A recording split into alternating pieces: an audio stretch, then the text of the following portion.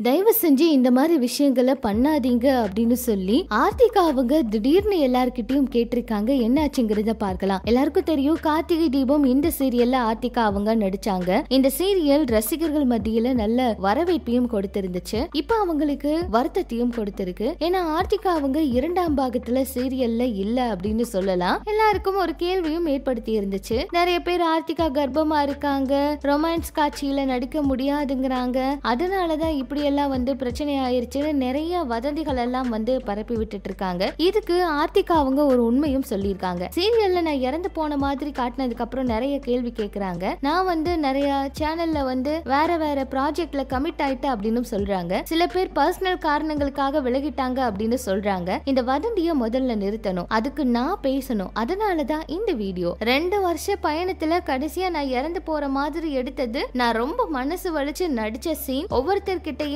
நான் சொல்ற டயலாக சும்மா படிக்கும் போதே எமோஷனல் ஆயிருச்சு. நான் மட்டுமல்ல, மொத்த டீமும் ரொம்ப எமோஷனல் ஆயிட்டாங்க. அந்த சீன் எடுக்கிறதுக்கு ஒரு நாள் முன்னாடி ஒரு பாட்டு கொடுத்தாங்க. அந்த பாட்டோட வரிகள் எல்லாம் தீபாவோட இத்தனை நாள் டிராவல் பத்தி இருக்கும். அந்த பாட்டு கேட்க கேட்க ஒரு மாதிரி ஆயிடுச்சு. அன்னைக்கு நைட் எனக்கு தூக்கமே இல்ல. அது வரைக்கும் டீம் விட்டு போறது அவ்வளவு இதுவா தெரியல. ஆனா அன்னைக்கு தான் அதெல்லாம் வந்து தெரிஞ்சது. அந்த டீமை கண்டிப்பா மிஸ் பண்ண. ஆல்ரெடி ஒரு மாசத்துக்கு முன்னாடி தீபா ட்ராக் பத்தி என்கிட்ட சொன்னப்ப, தீபாவை சாகடிக்காதீங்க, கீதாவை சாகடிங்கன்னு சொன்னேன். அவங்க சேனல்ல கேட்டு சொல்றதா சொன்னாங்க. ஆனா அவங்களுக்கு இந்த மாதிரி ட்ராக் வேணும் அப்படிங்கிறப்ப நான் ஒரு நடிகையா அவங்க என்ன சொல்றாங்களோ அதை நடிச்சுதான் ஆகணும். சில பேர் வந்து ரொமான்டிக் சீன் எல்லாம் என்னால பண்ண முடியல, அதனாலதான் கேரக்டரை முடிச்சு விட்டுட்டாங்கன்னு சொல்றாங்க. நான் ஒரு நடிகை, அப்படி இருக்கும்போது எனக்குன்னு கடமை இருக்கு. நான் அதெல்லாத்தையும் தெரிஞ்சுதான் இந்த துறைக்குள்ள வந்திருக்கேன். எனக்கு ரொமான்டிக் சீன் பண்றதுல எந்த பிரச்சனையும் இல்ல சார். என்னால அந்த சீன் பண்ண முடியாதனால என்னால சொல்ல முடியாது. அவங்க சொல்றத கேட்கணும். இந்த இண்டஸ்ட்ரி தான் எனக்கு சோறு போடுது. அதே மாதிரி நான் கர்ப்பமா இருக்கேன்னு நிறைய பேர் சொல்லிட்டு இருக்காங்க.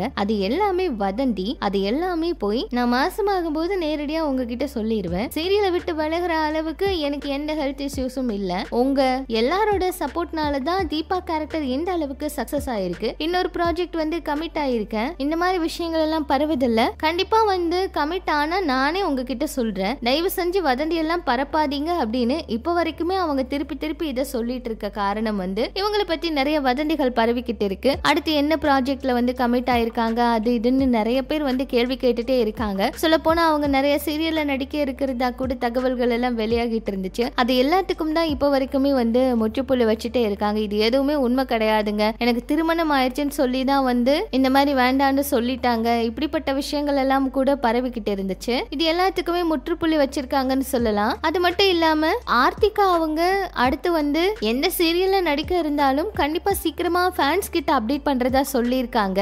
இதெல்லாம் பற்றி உங்களோட கருத்துக்களை சொல்லுங்க.